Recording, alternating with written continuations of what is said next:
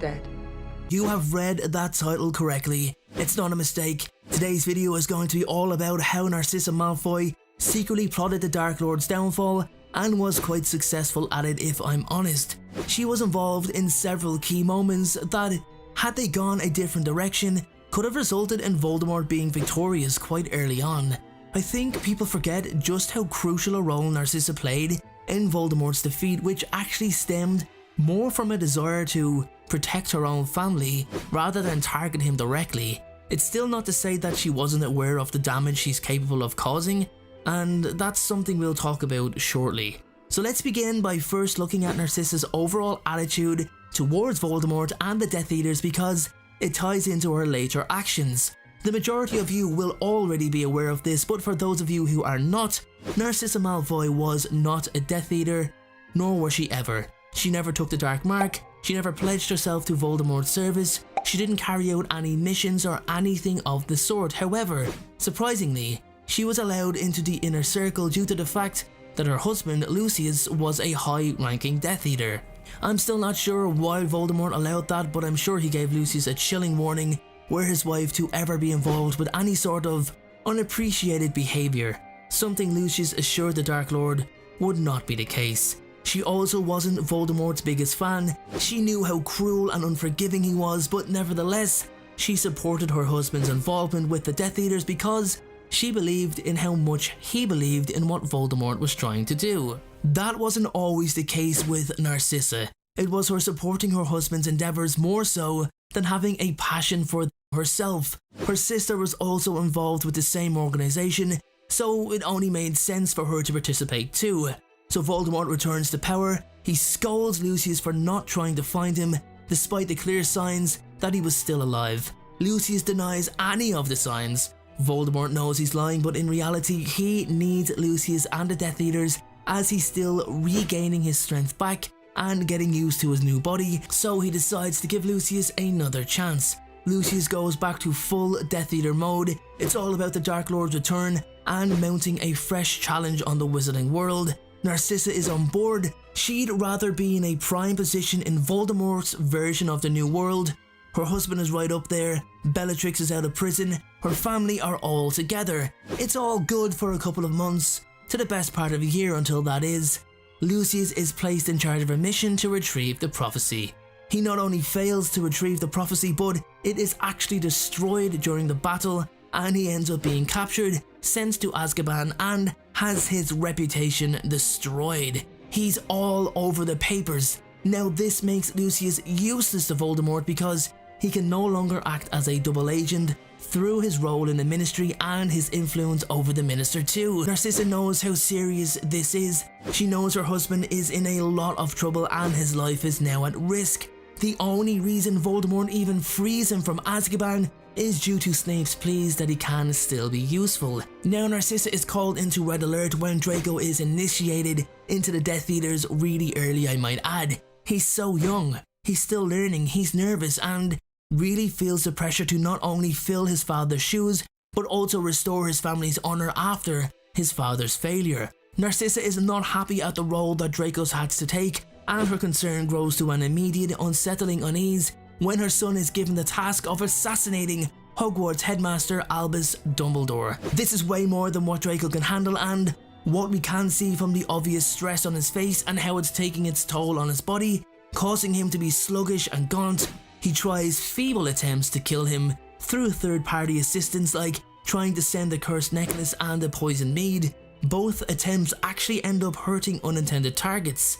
Narcissa knew that Voldemort had intended for Draco to fail so he could kill him as an additional punishment for Lucius' failures. She knows that Draco will fail. She knows that that is the outcome that Voldemort really wants. He knows Dumbledore isn't going to be killed. He's Albus Dumbledore. If Voldemort couldn't kill him, then there's no way Draco will be successful at it either. Narcissa decides to become involved and goes to Snape behind Voldemort's back in order to ensure that Snape would carry out the deed so Draco could be spared. Bellatrix said it best when she said the Dark Lord would kill them all if he knew what they were up to. It's common knowledge that if you defy Voldemort, then you die.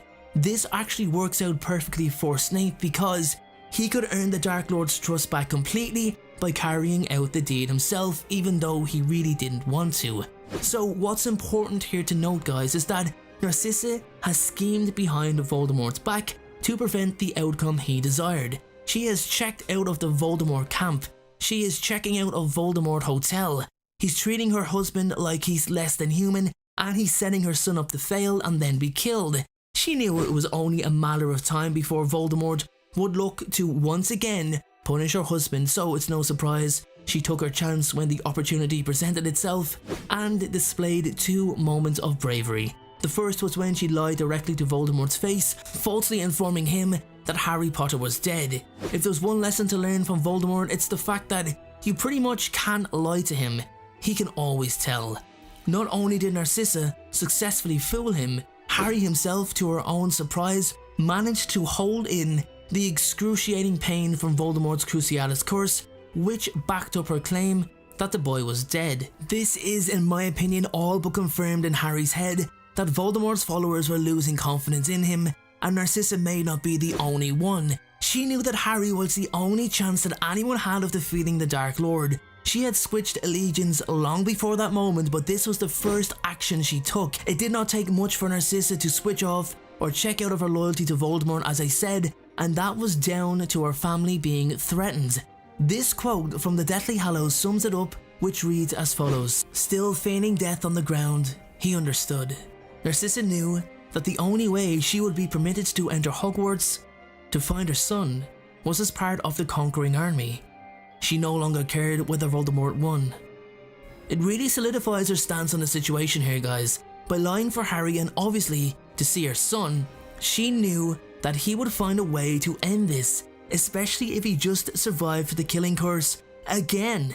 Her next act was refusing to partake in the Battle of Hogwarts, caring only about the well-being of her son. At this point, she craved the Dark Lord's downfall. There was no way she wanted a world with this person as its leader. She was also clever enough to have aided Harry Potter while not fighting during the battle, which means the evidence of her help was there, and there's no way Harry Potter would have denied that she did assist him, as it wasn't in Harry's nature. Contrary to the movie, the Malfoys didn't actually leave the battle like it's shown. They stayed, but they just didn't fight.